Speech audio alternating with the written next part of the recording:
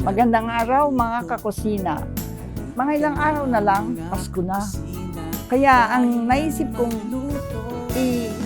ihanda para sa inyo ay ang mixed vegetable salad. No? Napakadali nito, napaka-practical pa. Mga ingredients natin ay ang mga sumusunod. Meron tayong lettuce, grown from the backyard, cucumber, iklog, kamatis, asparagus, asin, at saka ang ating dressing. Napakadali po nito. Ihahalo-haluin lang natin siya. Ngayong panahon na ito po, naisip ko ito para i-share ko rin sa inyo ang aking experience sa pag-garden ko. Para po hindi ako maiinip, alam naman ninyo sa edad ko ito, mahina na rin ang tuhod ko. Nagtanim-tanim po kami sa backyard ng iba-ibang gulay. At ito pong gagawin nating gulay ngayon ay nanggaling po sa ating maliit na garden.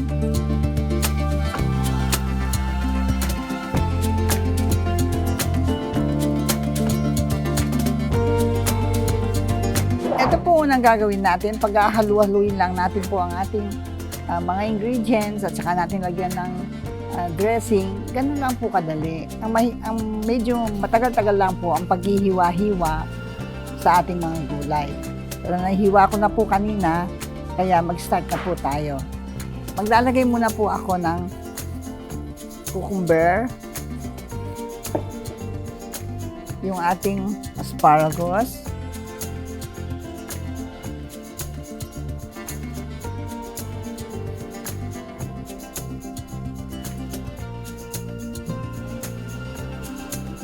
yan.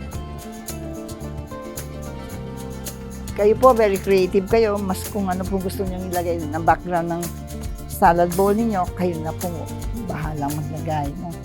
Then po, maglalagay tayo po ng sibuyas. Yung pang ating cucumber. Yung ating lettuce.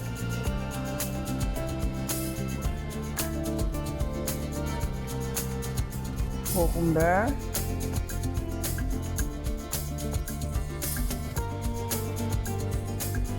Kamatis, lettuce,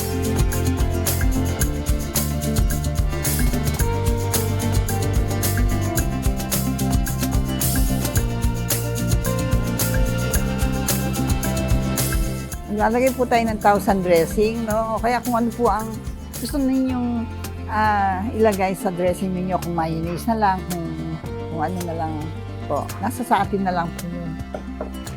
Maaari din po kayong gumawa ng vinaigrette. Sa susunod po, yun pong gagawin natin.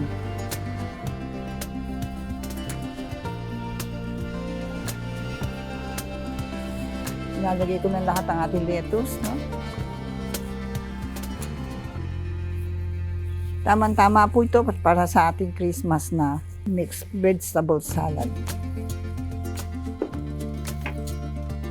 Maaari din pong maglagay pa tayo ng kakaiba pang mga ingredients na makikita natin iba-ibang kulay para maging mukhang Christmas na talaga.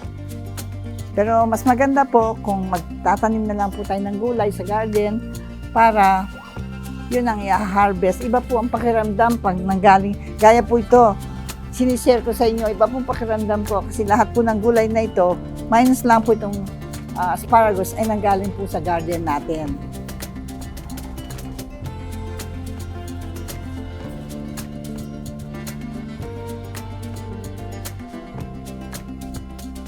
Nasa sa atin po kung gusto natin mas marami yung ating mayonnaise o yung ating Thousand Island na ito. Depende na po sa atin. Pinakalas po yung iklog na nilaga. Pag-decorate na lang po natin ito.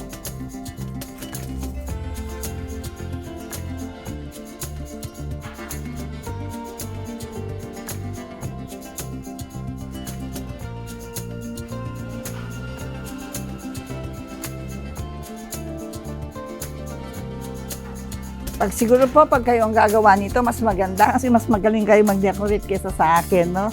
Makaluma na po ang alam ko. Sa inyo ay mga moderno pa. Ayun, tapos na po ang ating salad. Mixed vegetable salad po. Mga kakusina, eto na ang ating healthy vegetable salad. Ako'y nagmamalaki sapagkat alam naman ninyo, hindi birong magtanim. Pero nagawa natin yon at my age, siguro kayo rin magagawa ninyo. Ibang pakiramdam mo kung ang mga ingredients mo ay nanggaling sa pagod mo.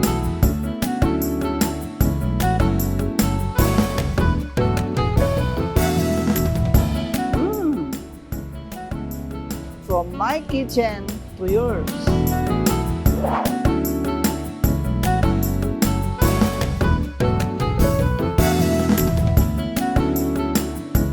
Mga kakusina, don't forget to like, subscribe, share, and click the notification bell for more recipes. Thank you! Maraming salamat!